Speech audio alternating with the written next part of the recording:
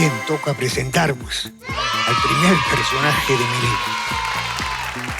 Las características de este personajillo. Es alto, corpón, ¿ah? Maceteado, pichicateado. Es poco rubio, ¿no? Muy impetuoso.